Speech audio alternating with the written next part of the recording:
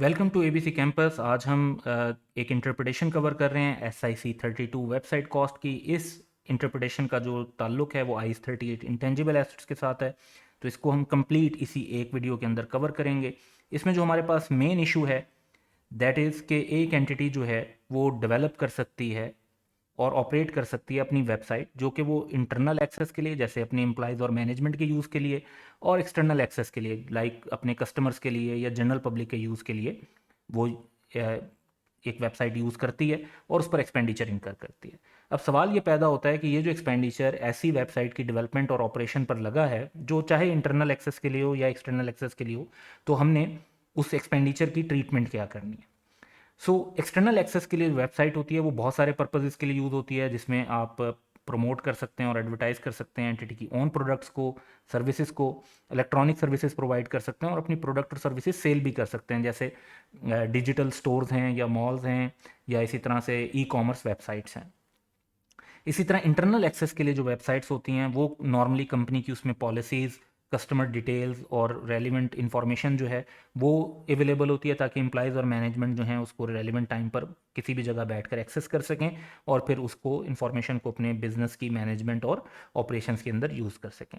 तो अब main issue हमारे पास जो आते हैं वो दो आते हैं। पहला इशू तो ये है कि क्या वेबसाइट एक इंटरनली जनरेटेड इंटेंजिबल एसेट है जिस पर IS38 की रिक्वायरमेंट अप्लाई की जाए, और ऐसे एक्सपेंडिचर की अकाउंटिंग ट्रीटमेंट क्या होनी चाहिए जो कि अप्रोप्रिएट अकाउंटिंग ट्रीटमेंट हो।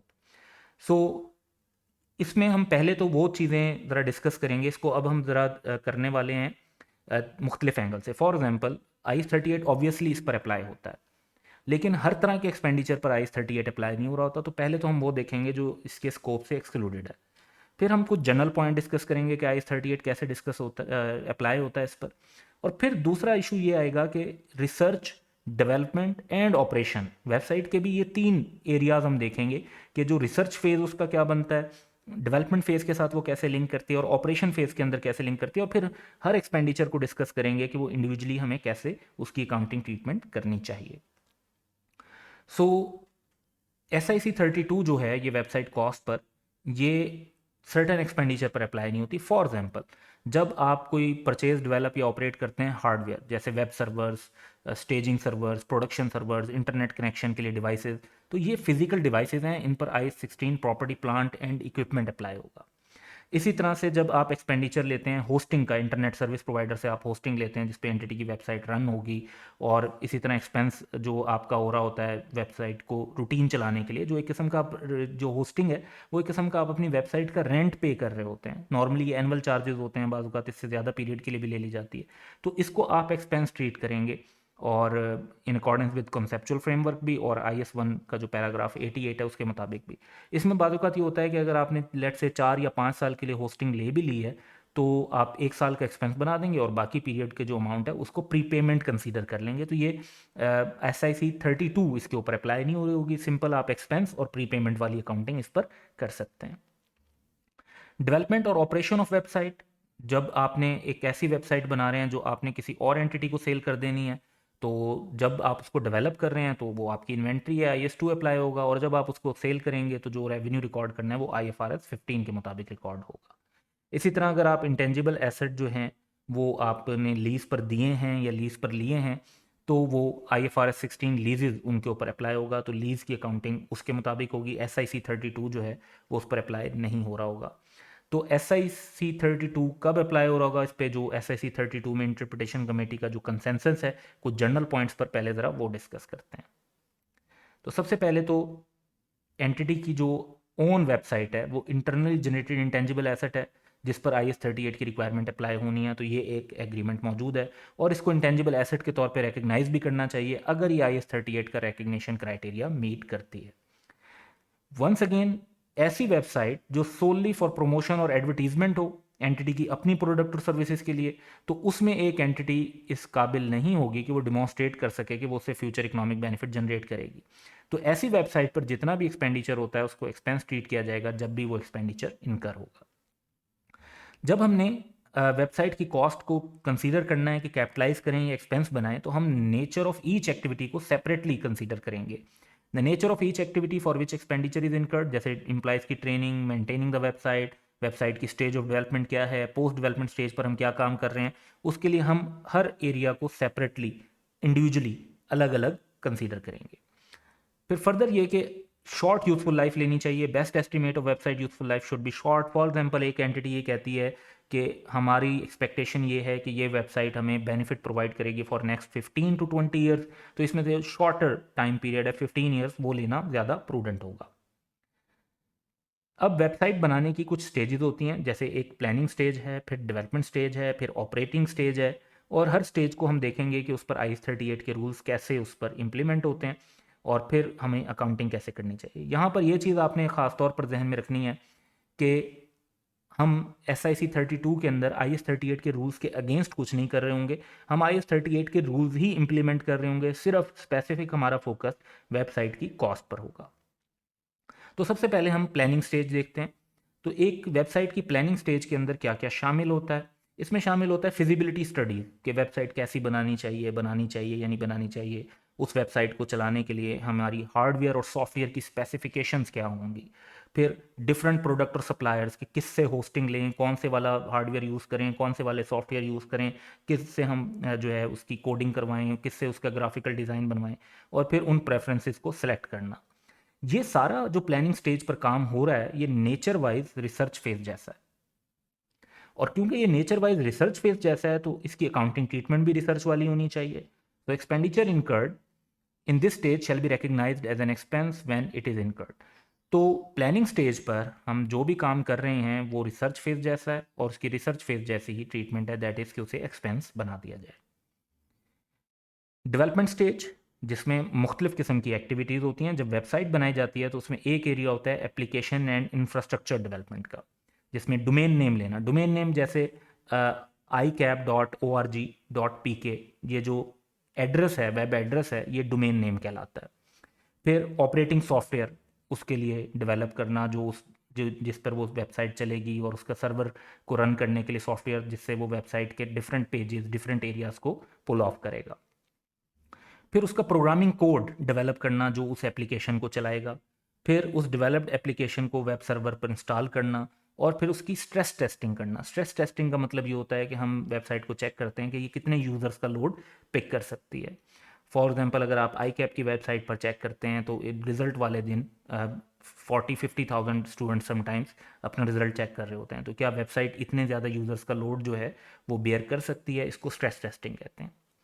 इसी तरीके से फिर एक ग्राफिकल डिज़ाइन डेवलपमेंट होती है, जिसमें जो वेब पेजेस अपीयर कैसे होंगे, उनका डिज़ाइन यूज़र्स को कैसा नज़र आएगा, तो वो डिज़ाइन किया जाता है। फिर इसमें होता है कंटेंट डेवलपमेंट। कंटेंट डेवलपमेंट है कि आप जैसे क्रिएट करते हैं, परचेज करते हैं, या प्रिपेयर करते हैं और इन्फॉर्मेशन अपलोड करते हैं। कुछ वेबसाइट आर्टिकल्स प्रोवाइड करती हैं, कुछ जो अब न्यू मॉडर्न उसमें स्ट्रीमिंग सर्विसेज हैं तो वो अपनी वेब सीरीज़ ऑफ़र करती हैं, या मूवीज़ का डाटा जैसे नेटफ्लिक्स वगैरह देते हैं, तो वो इन्फॉर्मेशन उन्होंने परचेज़ की हुई होती है।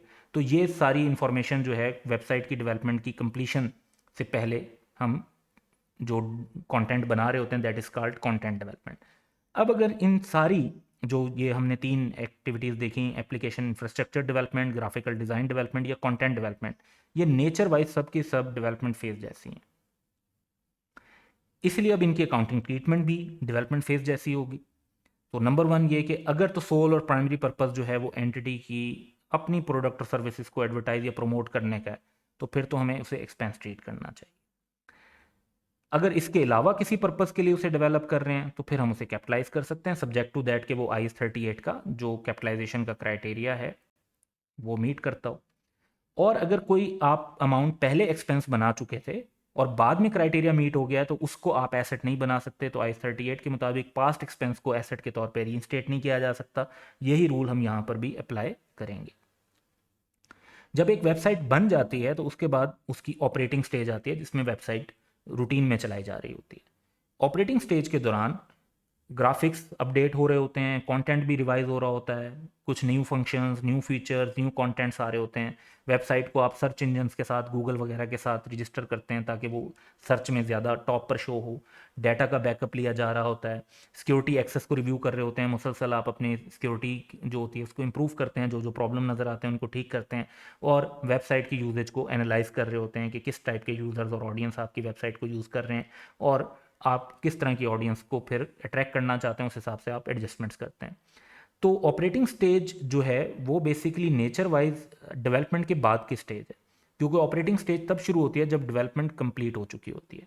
इस स्टेज के दौरान एक एंटिटी मेंटेन कर रही होती है अपनी एप्लीकेशन को, और सम टाइम एनहांस भी कर रही होती है अपने इंफ्रास्ट्रक्चर को, अपनी एप्लीकेशन को, ग्राफिकल डिज़ाइन को और कंटेंट को। तो जो चीज़ें आपने डेवलप की थी, कुछ उनकी मेंटेन करने पर लग रही होंगी और कुछ इन्हांस करने पर लग रही होंगी।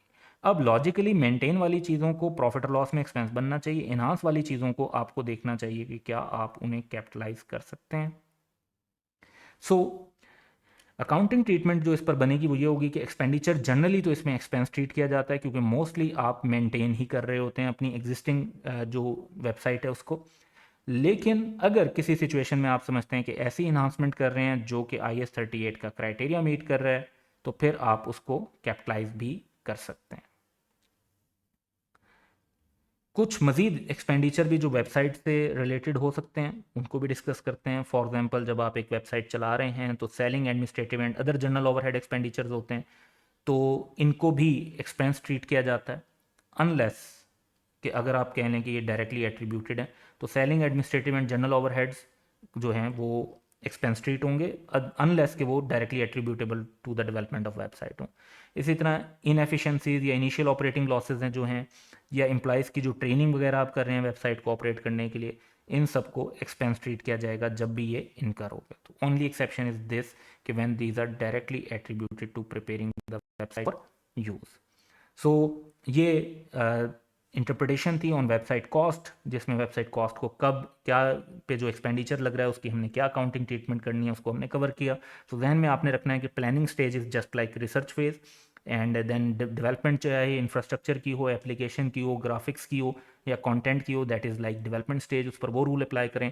और ऑपरेटिंग स्टेज के ऊपर जनरली हम एक्सपेंस ट्रीट करते हैं अनलेस के IS38 का क्राइटेरिया ऑफ कैपिटलाइजेशन मीट हो रहा हो।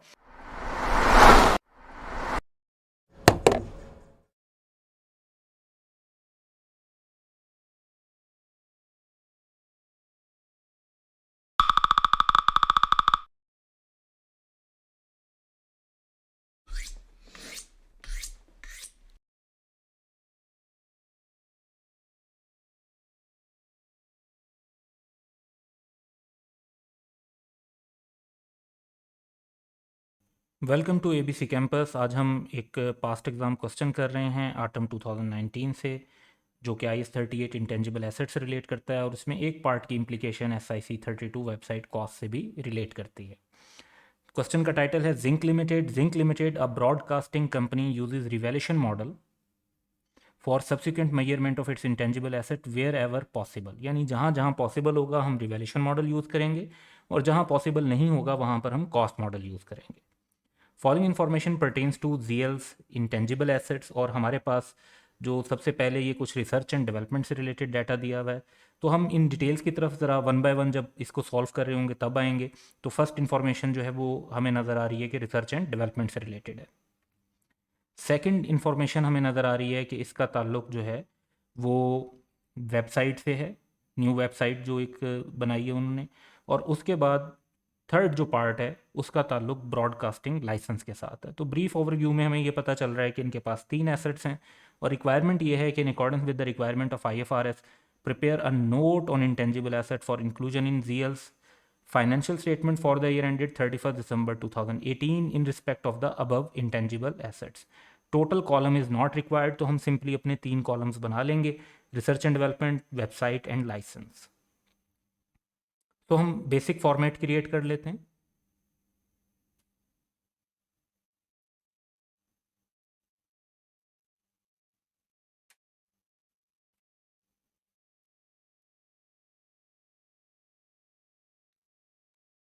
इसके अंदर हमने रिसर्च एंड डेवलपमेंट, वेबसाइट और लाइसेंस तीनों एसेट्स के कॉलम बना लिए हैं और अब हम वन बाय वन इन्फॉर्मेशन को देखते जाएंगे और हर आइटम की जो इन्फॉर्मेशन है उसको पढ़ने के बाद रेलिवेंट जगह पर इनकॉर्पोरेट करते जाएंगे।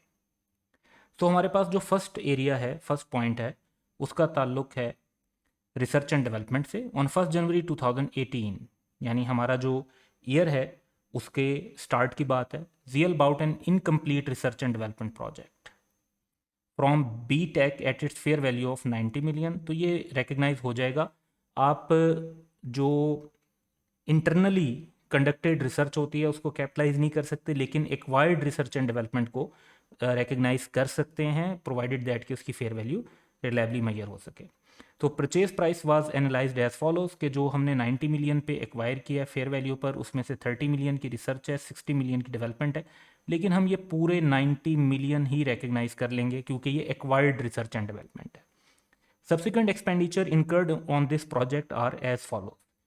तो further research to identify possible market जो है वो हमारा 10 की अमाउंट है। जो फर्दर रिसर्च और डेवलपमेंट होती है उसके ऊपर हम अपने रूटीन रिसर्च एंड डेवलपमेंट के क्राइटेरिया अप्लाई करते हैं, तो ये प्रॉफिट और लॉस में जाएगी। फिर डेवलपमेंट पर 48 की कॉस्ट लगी है, ये कैपिटलाइज हो सकती है सब्जेक्ट टू दैट कि हमारा क्राइटेरिया मीट हो गया। Recognition criteria for capitalisation of development was met on 1 March 2018। All cost were incurred evenly from 1 January till project completion date on 31 August, यानी 8 मंथ्स की कॉस्ट लगी हैं और उसमें से 2 मंथ्स के बाद जाकर हमारा क्राइटेरिया मीट हुआ। तो 48 में से भी 2/8 जो है वो प्रॉफिट और लॉस में चार्ज होगा और बाकी जो 6/8 होगा वो हम कैपिटलाइज करेंगे। It is expected that newly developed technology will provide economic benefit to ZL for next 10 years। तो अगस्त से लेके दिसंबर तक 4 मंथ्स बनेंगे, तो अब इसकी 4 मंथ्स की अमोर्टाइजेशन इन 10 ईयर्स के मुताबिक रिकग्नाइज कर लेंगे। On 31 December 2018 ZL received an offer of ₹170 million for its developed technology. तो ये एक ऑफ़र मिली है, लेकिन ये fair value from active market नहीं है, तो हम इसको यूज़ नहीं कर सकते। इवन इफ अगर आप रिवैल्यूएशन मॉडल भी यूज़ कर रहे हैं तो IAS 38 में रिस्ट्रिक्शन है कि आपने सिर्फ एक्टिव मार्केट की फेयर वैल्यू यूज़ करनी है।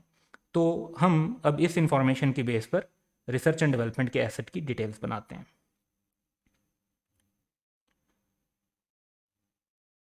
तो 10 ईयर्स की यूज़फुल लाइफ है और amortisation method straight line use करेंगे।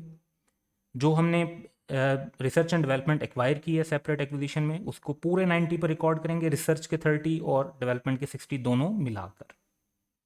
उसके बाद जो हमने फर्दर अमाउंट्स लगाई हैं, रिसर्च को हम जो है प्रॉफिट और लॉस में डाल देंगे। डेवलपमेंट में 6 मंथ ऐसे हैं जिसमें क्राइटेरिया मीट हुआ है आउट ऑफ 8 मंथ, तो हमारा 36 का एक्सपेंडिचर ऐसा बनता है जो कैपिटलाइज होना चाहिए, तो ये डेवलपमेंट हम कैपिटलाइज कर देंगे। इससे हमारे पास टोटल वैल्यू 126 आ जाती है और अब हमने इसकी अमोर्टाइजेशन कैलकुलेट करनी है। अमोर्टाइजेशन जो कैलकुलेट होगी, अगस्त में प्रोजेक्ट कंप्लीट हुआ था तो सितंबर, अक्टूबर, नवंबर, दिसंबर 4 महीने बनते हैं। 10 ईयर्स की लाइफ की बेस पर 4 मंथ्स की अमोर्टाइजेशन, तो 10 ईयर्स की लाइफ 4 मंथ्स की अमोर्टाइजेशन दैट इज़ 4.2। ये अमोर्टाइजेशन हम रेलिवेंट जगह पे रिकॉर्ड करेंगे, सिंपली क्यूमुलेटेड अमोर्टाइजेशन का टोटल, और फिर हमारे पास कैरिंग अमाउंट आ जाएगी 121.8। और ये क्योंकि सारा कुछ इसी ईयर में एक्वायर हुआ है तो इसकी लास्ट ईयर में जो बैलेंस था दैट वाज 0। नेक्स्ट हमारे पास जो पॉइंट है, on 31 December 2018 ZL launched it's new website.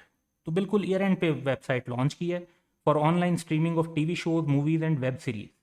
The website content is also used to advertise and promote ZL's product. The website was developed internally and met the criteria for recognition as an intangible asset. तो criteria meet कर रही है। Directly attributable cost incurred for the website are as follows. अब इसमें हमने IAS 38 के जो concept हैं उनको जहन में रखना है और साथ इंटरप्रिटेशन है SIC 32 वेबसाइट कॉस्ट पर, उसको भी जहन में रखते हुए हम अमाउंट्स को देखेंगे कि कौन सी अमाउंट्स हमें कैपिटलाइज करनी चाहिए और कौन सी नहीं करनी चाहिए। तो एक जो है ये सारी अमाउंट्स को हम ज़रा वन बाय वन एक सेपरेट प्लेस पर देखते हैं। इनमें से जो इंक्लूड करनी होंगी वो हम टोटल करते जाएंगे और बाकी को इग्नोर करते जाएंगे।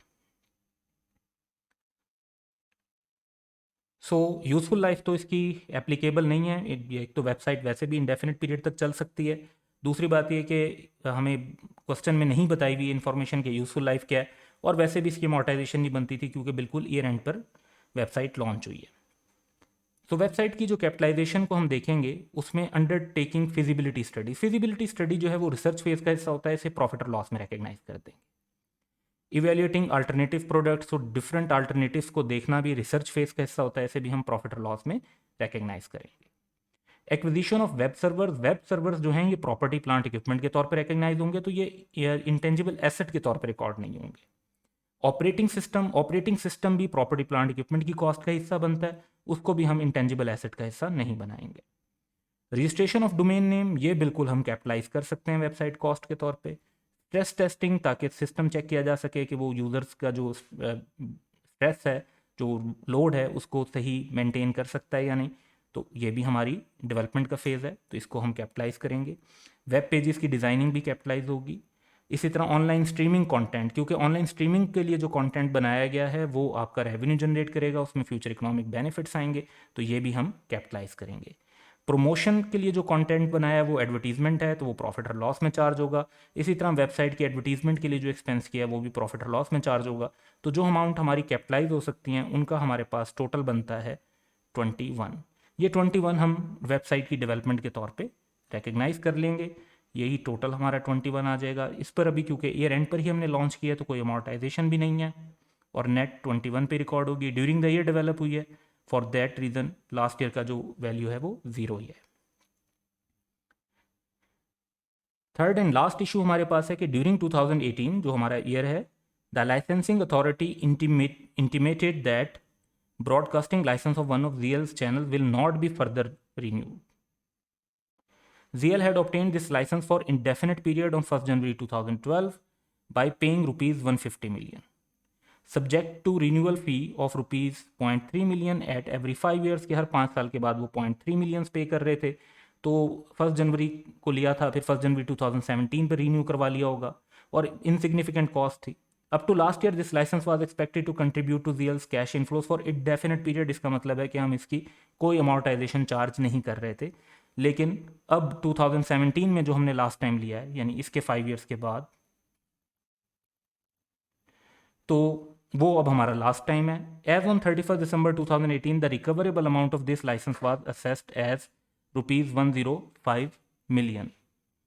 अब इसमें इशू ये है कि 2017 का ईयर भी गुजर गया, तो 5 साल में से सिर्फ 4 साल की लाइफ बाकी है, तो 4 ईयर्स पर इसको हम अमोर्टाइज करेंगे और फिर इसकी इम्पेयरमेंट टेस्टिंग भी करेंगे 105 मिलियन पे।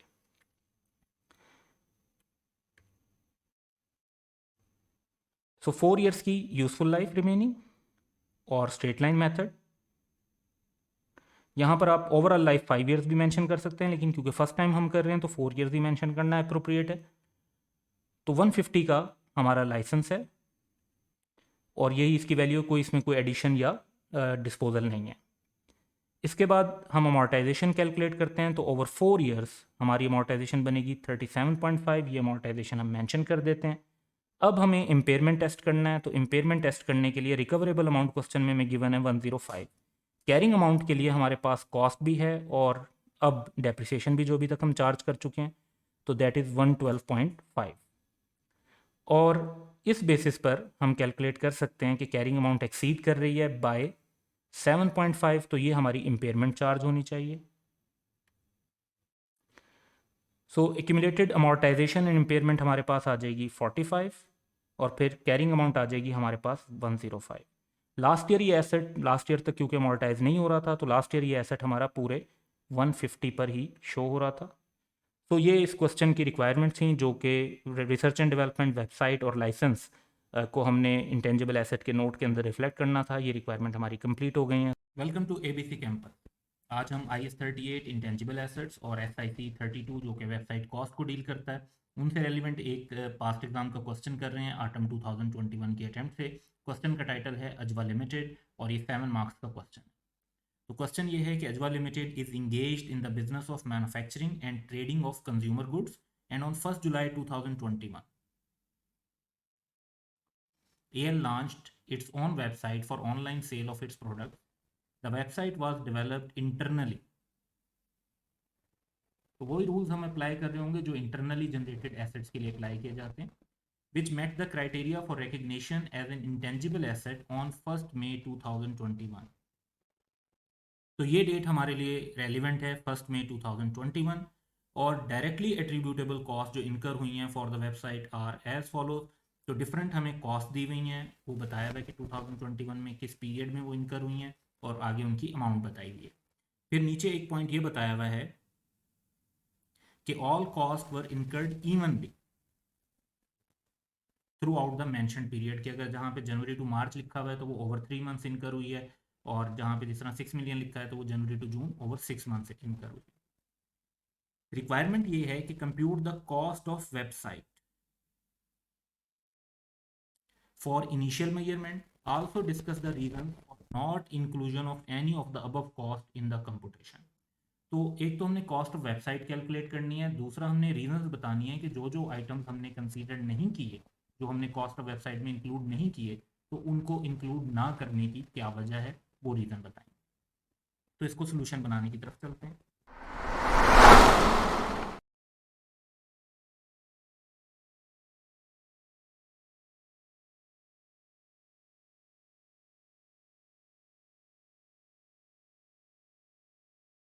तो सबसे पहले हम आंसर एक डेवलप करेंगे, सारी डायरेक्टली एट्रीब्यूटेबल कॉस्ट हमें दी हुई हैं, उन पे रेफरेंस के लिए एक नोट भी बना लेते हैं। पहले डायरेक्टली एट्रीब्यूटेबल कॉस्ट मेंशन कर लेंगे, फिर नोट है, और फिर कॉस्ट ऑफ वेबसाइट हम कैलकुलेट कर रहे हैं, और रुपीज़ हमें दिए हुए इन मिलियन।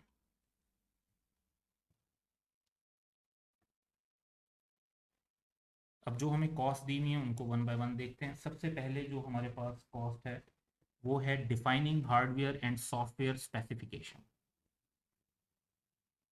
ये जनवरी टू मार्च में इनकर हुई है और 0.5 मिलियन। अब इस कॉस्ट को अगर देखें तो वैसे भी जो डिफाइनिंग हार्डवेयर एंड सॉफ्टवेयर से रिलेटेड पॉइंट है, ये रिसर्च का फेज होता है, और वेबसाइट कॉस्ट SIC 32 के अंदर इसे बताया गया कि प्लानिंग स्टेज में ये एक्टिविटी की जाती है। दूसरी तरफ हम ये भी देख रहे हैं कि जो रिकग्निशन का क्राइटेरिया मीट हो रहा है 1 मई 2021 को, ये सारी की सारी कॉस्ट उससे पहले लग रही, तो इस कॉस्ट को वेबसाइट की कॉस्ट में इंक्लूड नहीं करेंगे।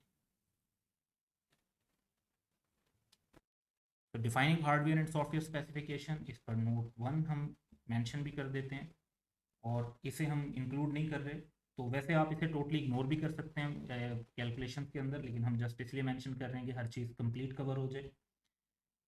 तो नोट्स भी मेंशन कर देते हैं नीचे।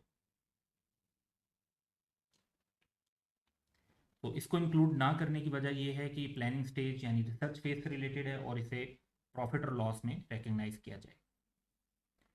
सेकंड आइटम है salaries and general overheads. January to June यानी 6 मंथ में लगा है, जिसमें 1 मई से लेकर 30 जून तक 2 महीने ऐसे भी हैं जब रिकग्निशन क्राइटेरिया मीट हो गया। टोटल अमाउंट 6 मिलियन की। तो अब इसकी ट्रीटमेंट बेसिकली क्या होगी,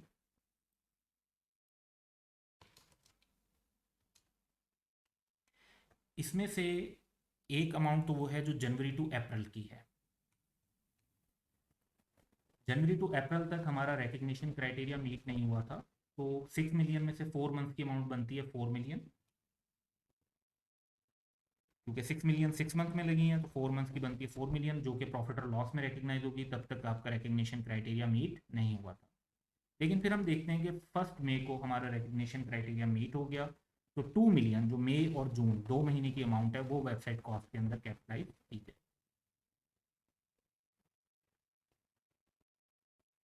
इसके बाद है development of the content.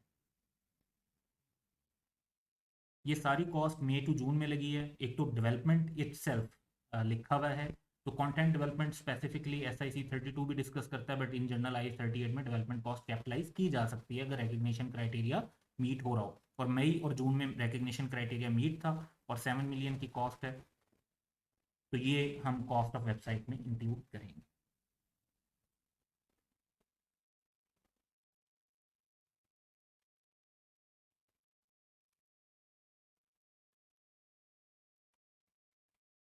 All दो जिन आइटम्स को हम शामिल कर रहे हैं उनकी रीजनिंग देने की ज़रूरत नहीं है, बट स्टिल फॉर जो है कह लें कि कंप्लीटनेस हम इसको यहाँ पर मेंशन कर रहे हैं।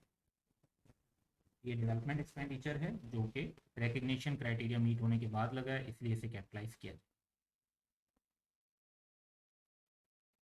नेक्स्ट आइटम है registering website with search engine.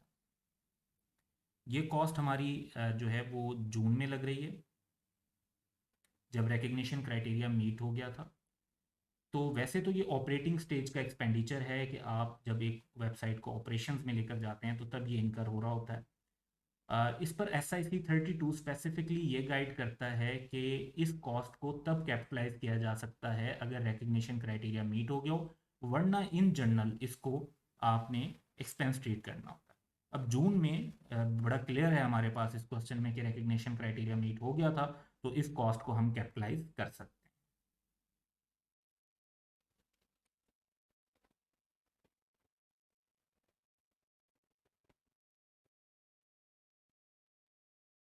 Once again जिस कॉस्ट को हम कैपिटलाइज कर रहे हैं उसकी रीजनिंग देना ज़रूरी नहीं है, but for understanding of students हम ये अंडरस्टैंडिंग शेयर कर रहे हैं। तो रजिस्ट्रेशन कॉस्ट ऑपरेटिंग स्टेज का एक्सपेंडिचर है, रिकग्निशन क्राइटेरिया मीट हो चुका है, क्लियर है, इसलिए इसको हम कैपिटलाइज कर रहे हैं। नेक्स्ट है annual fees for website hosting. June में इनकर हुई और 0.6 मिलियन। अब एनुअल कॉस्ट जो है वो वैसे भी अगर आप देखें तो रेवेन्यू मेकर का एक्सपेंडिचर होता है, और जो एनुअल होस्टिंग है ये बाकायदा ऑपरेटिंग स्टेज ऑफ वेबसाइट पर SIC 32 के अंदर मेंशन है। तो एक रिकरिंग नेचर का एक्सपेंस है जो ऑपरेटिंग स्टेज ऑफ वेबसाइट पर लग रहा होता है, तो इसे प्रॉफिट और लॉस में रिकग्नाइज करेंगे। अब क्योंकि जून में लिए और एनुअल चार्जेज हैं, तो दिसंबर पे अगर आपका ईयर एंड है तो कुछ पैसे जो है नेक्स्ट ईयर से रिलेटेड भी हैं, लेकिन वो वेबसाइट की कॉस्ट में ऐड नहीं होंगे, वो प्री पेमेंट कंसीडर होंगे, तो इसको इंक्लूड करते हैं। इसे हम कैपिटलाइज नहीं करेंगे।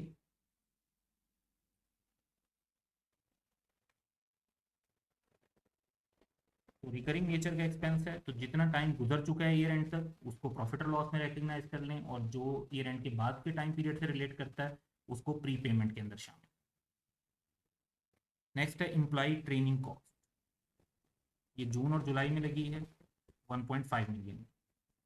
तो एम्प्लॉय ट्रेनिंग कॉस्ट स्पेसिफिकली जो है वो IS 38 में वैसे भी प्रोहिबिटेड है कि आप रिकग्नाइज नहीं कर सकते। SIC 32 में भी इसको अदर कॉस्ट के तौर पे मेंशन किया हुआ है, तो इसको हम कैपिटलाइज नहीं करेंगे। जो मेन इशू है जिसकी वजह से इस कॉस्ट को कैपिटलाइज नहीं किया जाता वो ये है कि ट्रेनिंग कॉस्ट जो इम्प्लाइज़ की हम कर रहे थे, तो इम्प्लाइज़ के एक्शंस के ऊपर एंटिटी का कंट्रोल नहीं होता, और मेजरमेंट के इश्यूज भी हैं कि अगर ह्यूमन रिसोर्स को एज एन एसेट रिकग्नाइज करें तो उनकी मेजरमेंट कैसे की जाएगी। तो लैक ऑफ कंट्रोल का इशू भी होता है और मेजरमेंट के प्रॉब्लम्स भी होते हैं कि वो कैसे की जाए। तो ये इन इशूज़ की वजह से IS 38 प्रोहिबिट करता है कि आपने ट्रेनिंग कॉस्ट को कैपिटलाइज नहीं करना। लास्ट वन है discount offer for logging on the website. यानी आपने लोगों को कहा कि आप हमारी वेबसाइट पर आएँ और अकाउंट बनाएं, और जब आप लॉगिन करेंगे तो आपको कुछ डिस्काउंट मिलेगा। ये जुलाई और अगस्त में हुआ है, रिकग्निशन क्राइटेरिया मीट होने के बाद हुआ है, लेकिन ये एक एडवर्टीजमेंट एंड प्रोमोशनल एक्टिविटी है, और एडवर्टीजमेंट एंड प्रोमोशनल एक्टिविटी जो है वो ऑपरेटिंग स्टेज पर जब हमारी इनकर हो रही होती है, क्योंकि जुलाई में आपकी जो है वेबसाइट वो कह लें कि ऑपरेशन में चली गई है, ये 1 जुलाई की डेट पे बताया हुआ है। तो at this point of time operating stage पर जो भी एक्सपेंस लग रहा है आपका वो प्रॉफिट लॉस में चार्ज किया जाएगा।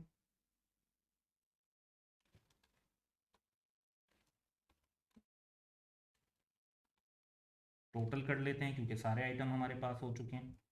तो टोटल 10 मिलियन की कॉस्ट है जो हम कैपिटलाइज कर सकते हैं कॉस्ट ऑफ वेबसाइट के तौर पे।